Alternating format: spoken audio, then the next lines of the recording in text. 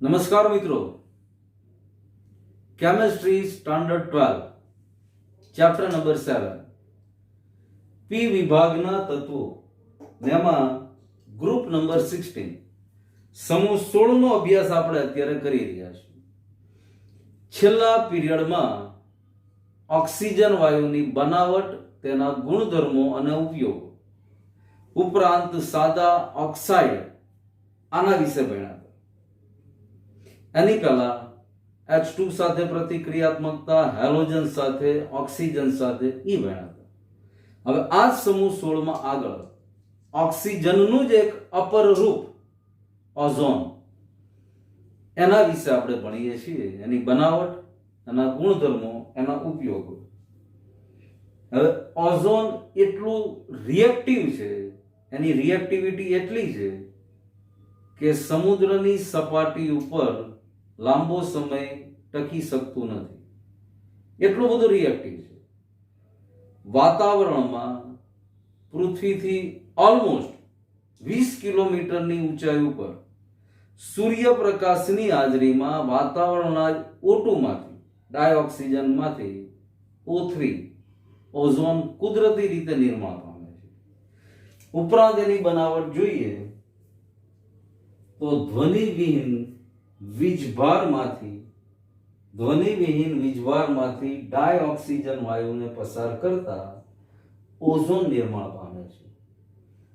3O2 માંથી 2O3, જેમાં delta H plus 142 કિલોજૂલ પર મોલ મળે છે. મતલબ ઉષ્મા શોષક પ્રક્રિયા બની જાય છે. હવે જો O3 ની સાંદ્રતા 10% કરતા 10% કરતા વધારે જરૂરી હોય તો ઓઝોનાઇઝરની મદદથી, જેને ગુજરાતીમાં ઓઝોનિત્રો અને અંગ્રેજીમાં ઓઝોનાઇઝર કહેવાય, આ બેટરીની મદદથી બનાવી શકાય છે. તો આ ઓઝોનની બનાવટ થઈ. હવે ઓઝોનના ભૌતિક ગુણધર્મો, ફિઝિકલ પ્રોપર્ટીઝ. તો ઓઝોન વાયુ સ્વરૂપમાં, પ્રવાહી સ્વરૂપમાં અને ઘન સ્વરૂપમાં, ત્રણેય સ્વરૂપમાં અલગ અલગ પ્રકારનો રંગ પ્રદર્શિત કરે છે. ઓઝોન વાયુ સ્વરૂપમાં હોય તો આછા વાદળી રંગનો વાયુ દેખાશે. ઓઝોનને પ્રવાહીકરણ કરી પ્રવાહી સ્વરૂપમાં લાવવામાં આવે તો ઘેરો વાદળી રંગનો બની જશે. અને સોલિડિફાય કરી ઘન સ્વરૂપમાં લાવવામાં આવે તો જાંબુડિયા રંગનો, જાંબલી કલર જેવો રંગ ધારણ કરી દેશે. ઉપરાંત ઓક્સિજનનું અપર રૂપ છે, હમણાં જ વાત કરી. જો સાંદ્રતા 100 પાર્ટ પર મિલિયન, 100 ભાગ પ્રતિ મિલિયન કરતા વધારે થઈ જાય તો શ્વાસોશ્વાસમાં તકલીફ પાડી શકે છે ઓઝોન. માથાનો દુખાવો થઈ જાય, ઉલટી થવા માંડે, ઉબકા આવે, આવી નેગેટિવ અસર શરીર ઉપર જોવા મળે છે. પણ ક્યારે? 100 ભાગ પર મિલિયન, 100 ppm, 100 ભાગ પ્રતિ મિલિયન થી વધારે સાંદ્રતા થઈ જાય ત્યારે. હવે આ ઓઝોનના ભૌતિક ગુણધર્મો પછી ઓઝોનની કેમિકલ પ્રોપર્ટીઝ અથવા રાસાયણિક ગુણધર્મો. ઓઝોનની બનાવટ અને એના ભૌતિક ગુણધર્મો પછી અને કેમિકલ પ્રોપર્ટીઝ, રાસાયણિક ગુણધર્મો. પણ આ ગુણધર્મો સમજીએ એની પહેલાનું બંધારણ. ઓઝોનનું સંસ્પંદન બંધારણ આપણે 11મા ધોરણમાં ભણી ગયા હતા. હવે ઓઝોનનું સંસ્પંદન બંધારણ અહીંયા આગળ આકૃતિ દોરીને બતાવ્યું છે. Oxygen oxygen double bond, oxygen oxygen single bond, સંસ્પંદિત થઈ સિંગલ બોન્ડ, ડબલ બોન્ડ. આમાં ત્રણેય ઓક્સિજન વચ્ચેનો બંધ કોણ 117 ડિગ્રીનો છે અને બંધ લંબાઈ 128 pm બધામાં કોમન છે, સંસ્પંદિત થાય છે. હવે કેમિકલ પ્રોપર્ટીઝમાં સૌથી પહેલા ડાયોક્સિજનની સરખામણીએ જબરદસ્ત પ્રતિક્રિયાત્મક અથવા અસ્થાયી છે. કારણ તો થર્મોડાયનેમિક્સ પ્રમાણે, ઉષ્માગતિકીય પ્રમાણે વિચાર કરીએ તો ડેલ્ટા H એન્થાલ્પીનો ફેરફાર -VE, મતલબ ઋણ મૂલ્ય આપે છે. એન્ટ્રોપીનો ફેરફાર પ્લસ અથવા પોઝિટિવ મૂલ્ય આપે છે, પરિણામે ગિબ્સ મુક્ત ઉર્જા ફેરફાર નેગેટિવ થઈ જાય છે. એટલે જો વધારે સાંદ્રતા વાળો ઓઝોન અથવા વધારે સાંદ્રતા હોય તો ઓઝોન જબરદસ્ત વિસ્ફોટક વાયુ પણ બની શકે છે. તો આ એક ખાસ અગત્યની એની કેમિકલ પ્રોપર્ટીઝ થઈ. સરખામણી ઓક્સિજન સાથે થઈ, કારણ કે ઓક્સિજન એનું અપર રૂપ છે, પણ થર્મોડાયનેમિક્સના આધારે આ વસ્તુને સમજાવી શકાય. હવે ખૂબ જ પ્રબળ ઓક્સિડાઇઝિંગ એજન્ટ અથવા ઓક્સિડેશન કરતા છે, કારણ કે એનું વિઘટન થઈ નવજાત ઓક્સિજન તાત્કાલિક છૂટો પાડી શકે છે. પરિણામે એની ઓક્સિડેશન કરતાની પ્રક્રિયા જુઓ તો લેડ સલ્ફાઇડ વત્તા ઓઝોન, તો આમાંથી PbSO4 લેડ સલ્ફેટ વત્તા 4 તેરીને 12, 12 માંથી 4 ઓક્સિજન અહીંયા ગયા,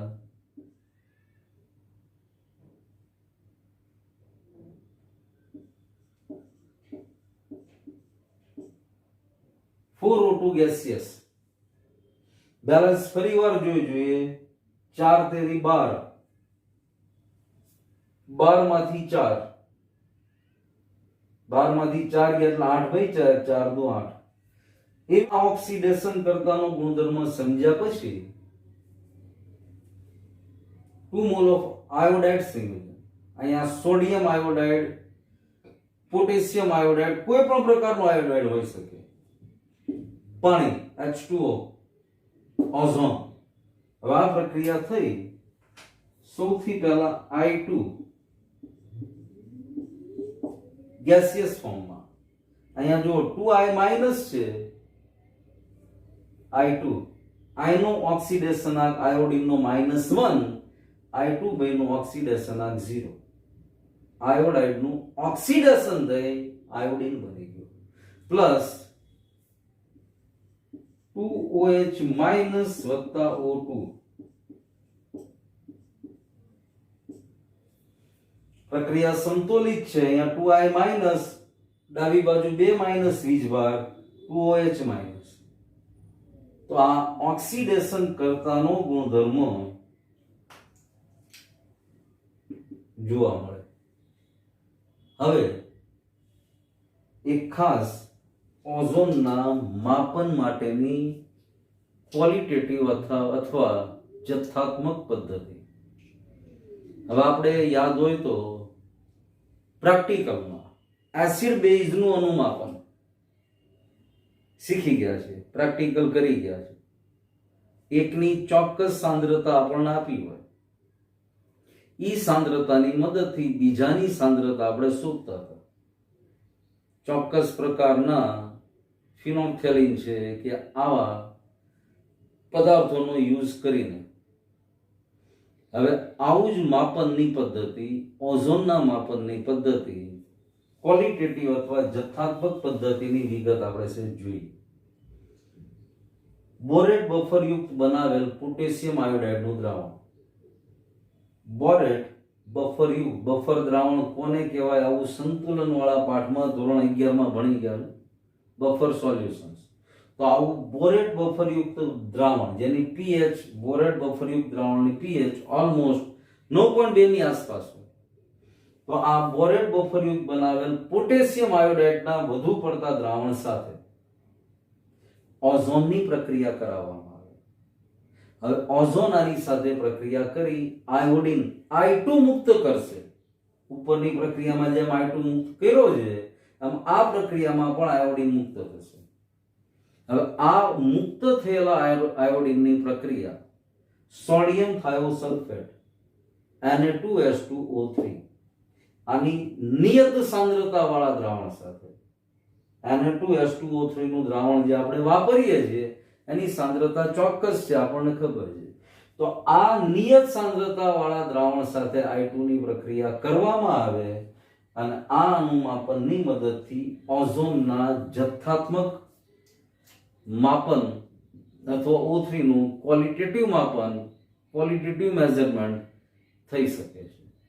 આ એક ખૂબ અગત્યની ઓઝોનના માપન માટેની પ્રક્રિયા થઈ. ઉપરાંત બીજો રાસાયણિક ગુણધર્મ જોઈએ તો સુપરજેટસોનિક વિમાનમાં વાતાવરણમાં ઉપર ચોક્કસ ઊંચાઈએ નાઇટ્રિક ઓક્સાઇડ NO આ વાયુ મુક્ત થતો હોય છે. હવે જેવો આ વાયુ મુક્ત થાય તો ઓઝોન એટલો રિએક્ટિવ છે આ વાયુ પ્રત્યે, ઝડપથી NO ની સાથે પ્રક્રિયા કરી લેશે અને NO સાથે ઓઝોન પ્રક્રિયા કરી NO2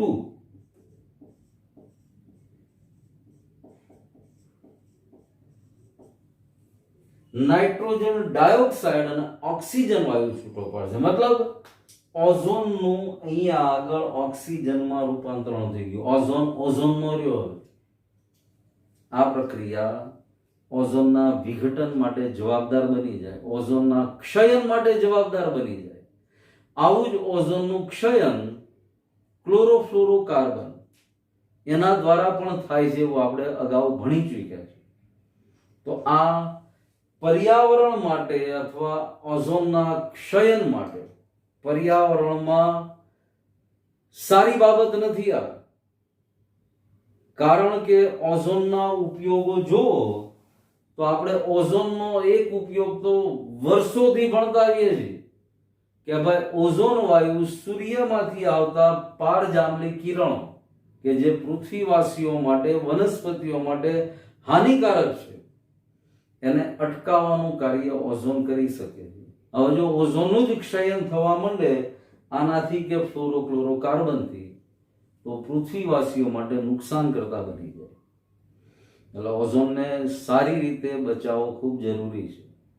ઉપરાંત ઓઝોનના બીજા ઉપયોગો જો તો જીવાણુનાશક તરીકે બેક્ટેરિયાનો નાશ કરવા માટે પણ ઓઝોન ઉપયોગી છે. સાથે સાથે પાણીને બેક્ટેરિયા મુક્ત અથવા પાણીના શુદ્ધિકરણ માટે પણ ઓઝોન ઉપયોગી છે. આ ઉપરાંત લોટ, હાથીદાંત આવા અમુક પદાર્થોના વિરંજન માટે મતલબ બ્લીચિંગ માટે પણ ઓઝોન ખૂબ ઉપયોગી છે.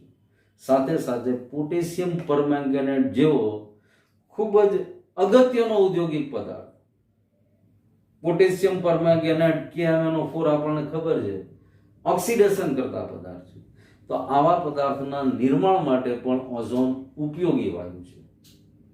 આ વાત ઓઝોનની કરી આપણે. હવે ઓઝોન પછી આ સમૂહનું બીજું તત્વ સલ્ફર, સમૂહ નંબર 16. આનું બીજું તત્વ સલ્ફર.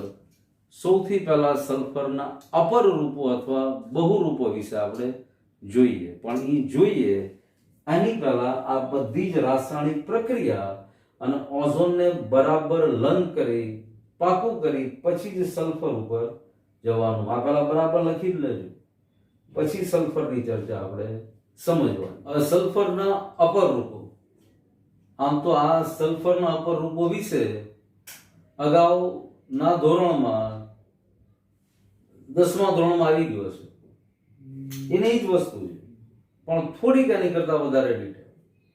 હવે એસિડ, જેને ક્રાઉન શેપ અથવા મુકટ જેવો શેપ કહેવાય, S6 આ પણ સલ્ફરનું બીજું અપર રૂપ, જેમાં સલ્ફરના 6 પરમાણુ ચેર સ્વરૂપ અથવા ખુરશી જેવું સ્વરૂપ છે. હવે આમાં સલ્ફરના 8 પરમાણુ એસિડ એકબીજા સાથે સહસંયોજક બનથી જોડાયેલા છે. આ જે રાઉન્ડ શેપ આપ્યો એ બધા સલ્ફરના પરમાણુ છે. હવે એસિડ સ્વરૂપમાં બરાબર જુઓ તો સલ્ફર સલ્ફર સલ્ફર વચ્ચે 160 ડિગ્રીનો ખૂણો બને અને બે સલ્ફર પરમાણુ વચ્ચેની બંધ લંબાઈ 204 pm છે. S6 બંધારણમાં સલ્ફર સલ્ફર વચ્ચેનો બંધ કોણ 102.2 ડિગ્રી અને બે સલ્ફર પરમાણુ વચ્ચેની બંધ લંબાઈ 205.7 pm. પણ ખૂબ જ જાણીતા સલ્ફરના બે અપર રૂપો મોનોક્લિનિક સલ્ફર અને રોહોમ્બિક સલ્ફર. અહીંયા બંનેની કમ્પેરિઝન આપી છે.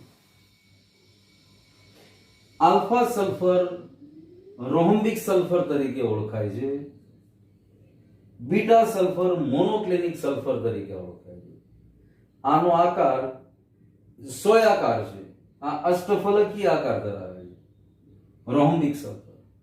રોમ્બિક સલ્ફરનું ગલન બિંદુ 385.8 કેલ્વિન.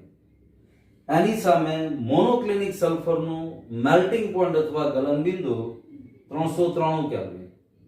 વિશિષ્ટ ઘનતા જુઓ આલ્ફા સલ્ફર અથવા રોમ્બિક સલ્ફરની તો 2.06. આની સામે મોનોક્લિનિક સલ્ફરની વિશિષ્ટ ઘનતા 1.98. બંને કાર્બન ડાઇસલ્ફાઇડમાં દ્રાવ્ય છે.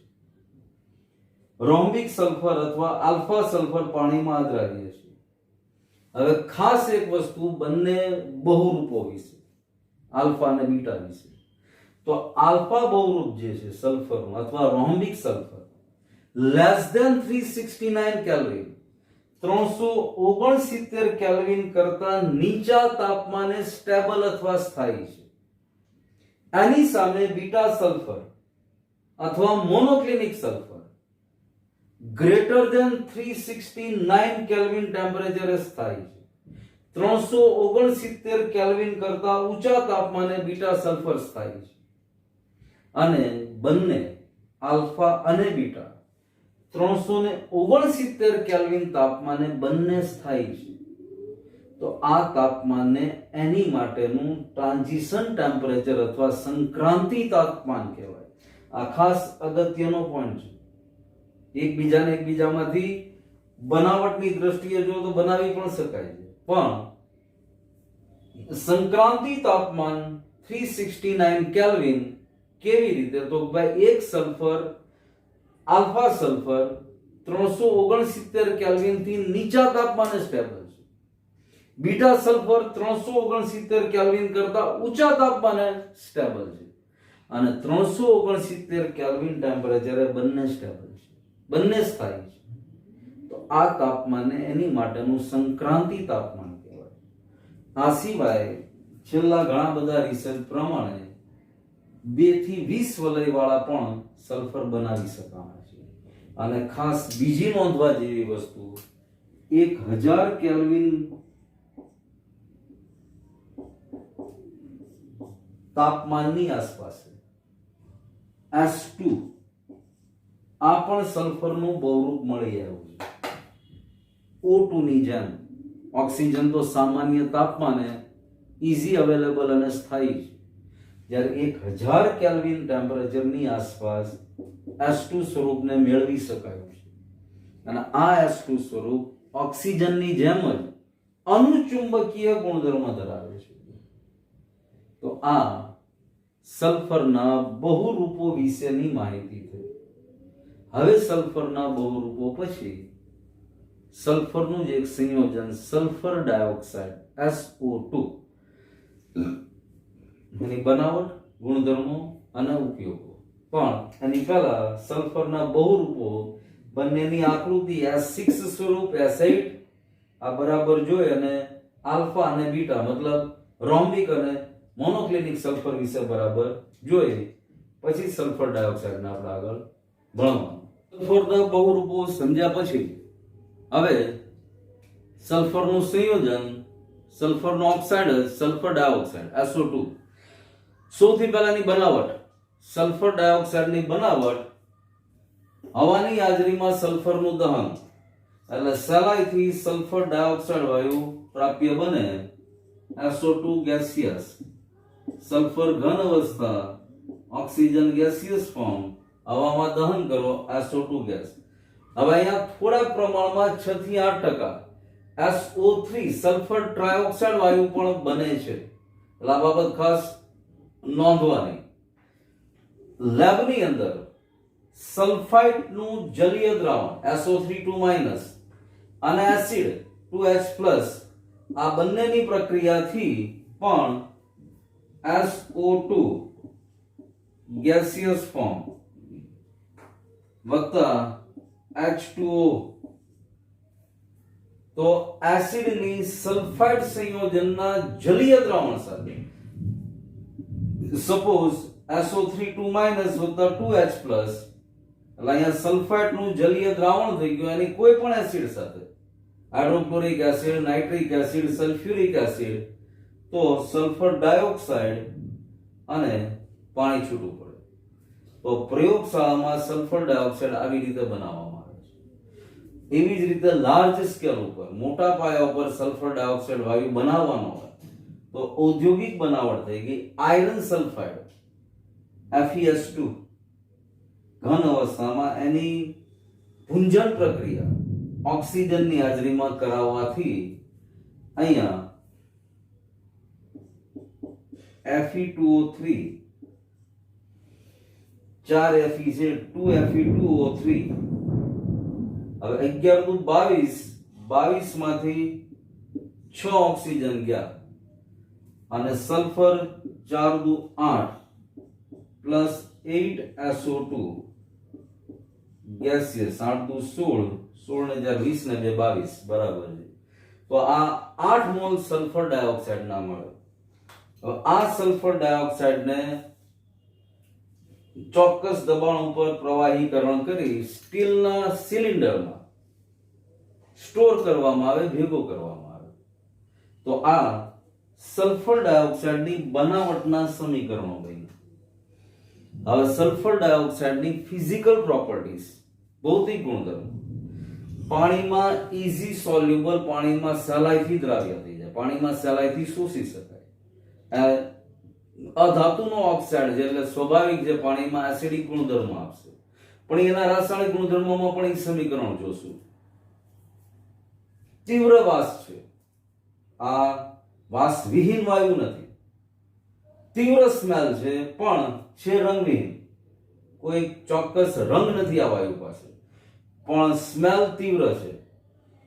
પાણીમાં દ્રાવ્ય છે, બે વાતાવરણના દબાણ ઉપર રૂમ ટેમ્પરેચરે પ્રવાહીકરણ કરી શકાય છે, 263 કેલ્વિન તાપમાને ઉકળે છે।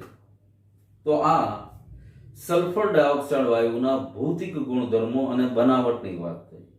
હવે મહત્વનો સલ્ફર ડાયોક્સાઇડ વિશેનો ગુણધર્મ, રાસાયણિક ગુણધર્મ, કેમિકલ પ્રોપર્ટી સલ્ફર ડાયોક્સાઇડ વાયુની ઘણી બધી છે, તો એ કેમિકલ પ્રોપર્ટીઝની ચર્ચા કરીએ છીએ। સલ્ફર ડાયોક્સાઇડના રાસાયણિક ગુણધર્મો સમજીએ એની પહેલા SO2 નું સંસ્પંદન સ્વરૂપ।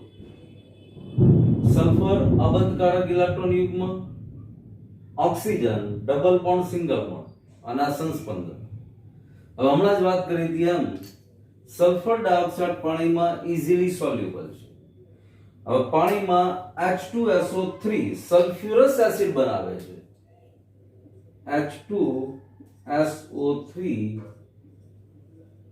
aqueous, તો આનો એસિડિક ગુણધર્મ થઈ ગયો, સલ્ફ્યુરસ એસિડ બન્યું, પ્રતિવર્તી પ્રક્રિયા, તો SO2 ની પાણી સાથેની પ્રક્રિયાથી સલ્ફ્યુરસ એસિડ જે SO2 નો એસિડિક ગુણધર્મ બતાવે છે।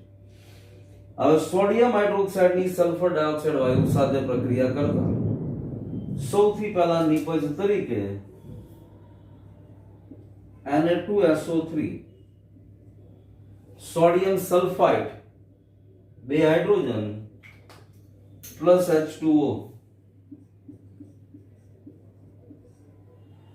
હવે આ સોડિયમ સલ્ફાઇડના પાણી સાથેના દ્રાવણમાં વધારે પ્રમાણમાં સલ્ફર ડાયોક્સાઇડ વાયુ પસાર કરવામાં આવે તો નિપજ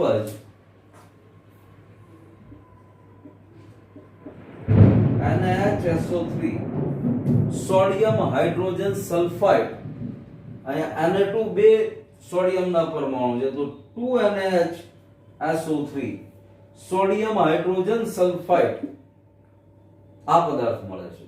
મતલબ સોડિયમ સલ્ફાઇડ અને સોડિયમ હાઇડ્રોજન સલ્ફાઇડ બંનેની બનાવટમાં સલ્ફર ડાયોક્સાઇડ વાયુ ઉપયોગી છે, આનો ઉપયોગ થઈ ગયો। આવી જ રીતે સલ્ફર ડાયોક્સાઇડ વાયુ અને ક્લોરીન આ બંનેની ચારકોલ ઉદ્દીપકની હાજરીમાં, ચારકોલ કાર્બનનું એક બહુરૂપ છે, કાર્બન જ સમજો, કાર્બનનું એક બહુરૂપ, એની હાજરીમાં SO2 અને Cl2 યોગશીલ પ્રક્રિયા કરી SO2Cl2 સલ્ફ્યુરાઇલ ક્લોરાઇડ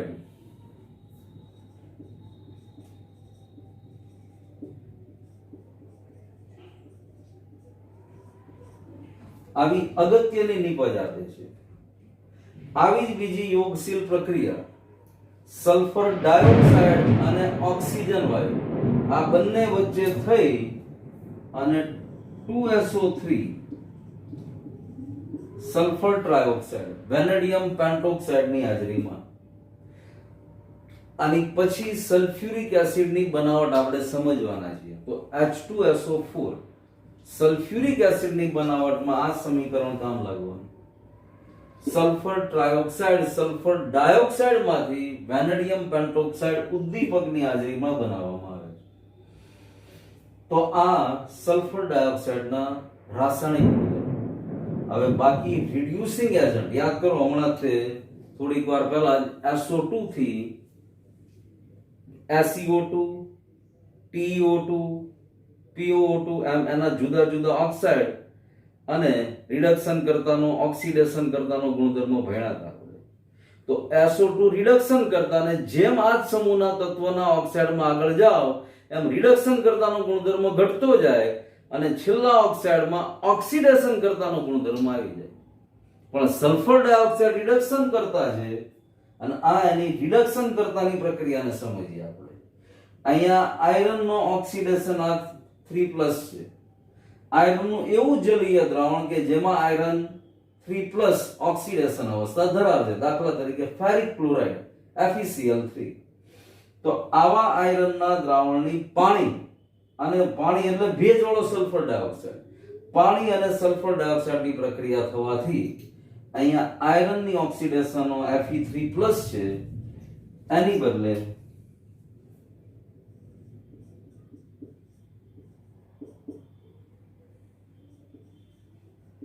2Fe2+ આયરનનો ઓક્સિડેશન આ 3+ માંથી ઘટી Fe2+ બન્યો. તો આ ઓક્સિડેશન આંક ઘટાડવામાં SO2 નો મોટો ફાળો. સાથે બીજી નિપજ SO4 2- અને 4 હાઇડ્રોજન છે પ્લસ 4H+. હવે સલ્ફરનો એક પરમાણુ સલ્ફર 1 ઓક્સિજન 4 2 ને 2 4 ઓકે સંતુલિત થઈ ગઈ પ્રક્રિયા. તો ખાસ આપણે ધ્યાનમાં રાખવાની વસ્તુ રિડક્શન કરતાનો ગુણધર્મ આયરનનો ઓક્સિડેશન આ 3+ છે એને રિડ્યુસ કરી ઓક્સિડેશન આ 2+ બનાવ્યો. તો આ સલ્ફર ડાયોક્સાઇડનો રિડક્શન કરતાનો ગુણધર્મ. આવું જ મેંગેનેટ આયનમાં 2MnO4- પ્લસ પાણી 5 મોલ ઓફ SO2. તો અહીંયા પ્રક્રિયા થઈ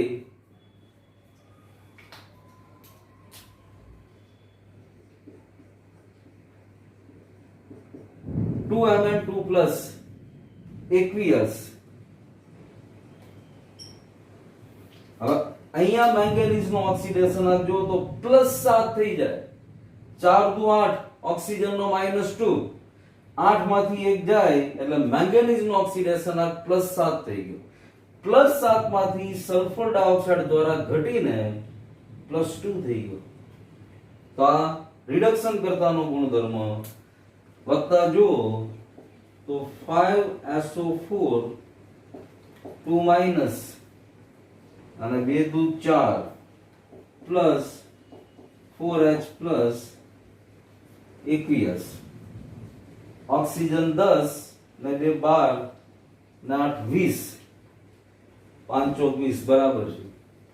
આ પણ સંતુલિત પ્રક્રિયા. પણ ખાસ નોંધવાની વસ્તુ રિડક્શન કરતાના ગુણધર્મોમાં ઉપર આયરન ઓક્સિડેશન આ 3+ રિડક્શન થઈને 2+. મેંગેનીઝ નો ઓક્સિડેશન આ +7 રિડક્શન થઈ +2.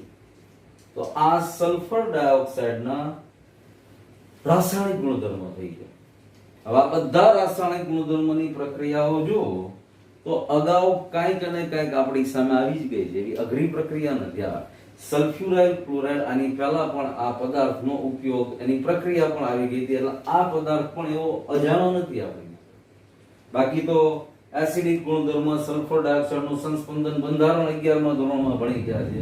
એટલે આ બધું જ આ બધું જ અગાઉ કાંઈક ને કંઈક ભણી ગયા એમાંનું જ રિવિઝન છે.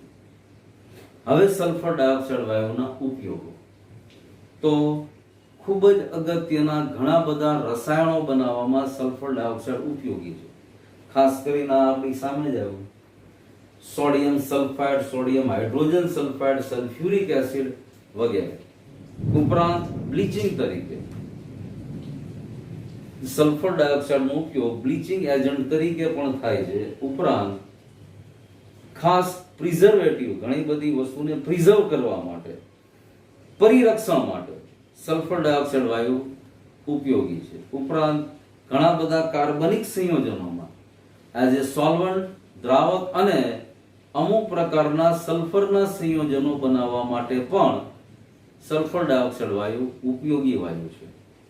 તો આ આખું સલ્ફર ડાયોક્સાઇડની બનાવટ, ગુણધર્મો અને ઉપયોગોની ચર્ચા કરી. હવે આની પછીના પીરિયડમાં સલ્ફરના ઓક્ઝો એસિડ અને સલ્ફ્યુરિક એસિડની બનાવટ, ગુણધર્મો, ઉપયોગો આ ભણીશું. એટલે સલ્ફરનો અધ્યાય અને સમૂહ નંબર 16 નો અધ્યાય પૂરો થાય. એટલે આ પાઠમાં સમૂહ 15, 16 આ બે આની પછીના પીરિયડમાં પૂરા થશે. પછી સમૂહ નંબર 17 અને 18. એટલે આમ ઘણો ખાસો લાંબો પાઠ છે, પણ સમૂહ 18 માં જ આજી વાર નથી લાગવાની. સમૂહ 17 પાછું ઘણો બધો મોટો છે, પણ એ જો કે આગળ ભણશું એમ જોતા જશું, એમાં ચિંતા નહીં કરવાની. બધું ભણવાનું છે, પાકું કરવાનું છે. આની પહેલા તમને કીધું હતું એમ કે આ પાઠ ટોટલી યાદ શક્તિ ઉપર, તમારા મેમરી પાવર ઉપર જ છે. આમાં જાજુ લોજિક એકે જગ્યાએ નથી આવવાનું. એટલે આને સતત જ્યારે યાદ શક્તિ ઉપર હોય ને એટલે આનો ઉત્તમમાં ઉત્તમ રસ્તો સતત રિવિઝન. જેટલું રિવિઝન તમે કરો એમ યાદ શક્તિ આપણી વધતી જાય અને વધારે યાદ રહેવા માંડે. બસ ધેટ્સ ઓલ. આનો આ જ ઉપાય છે. તો આ બધું જ ફેરબુકમાં, હોમવર્કમાં લખી નાખવાનું. જે કાંઈ ભણ્યા એમાં કોઈ જગ્યાએ ડાઉટ કે ડિફિકલ્ટી હોય ચોક્કસ ફોન કરી શકો છો. બરાબર. આની પછી હજી સલ્ફર વિશેનો એક લેક્ચર આપણો થશે, પછી સમૂહ નંબર 17 ભણશું. ઓકે, આની પછી મળીએ છીએ. Thank you.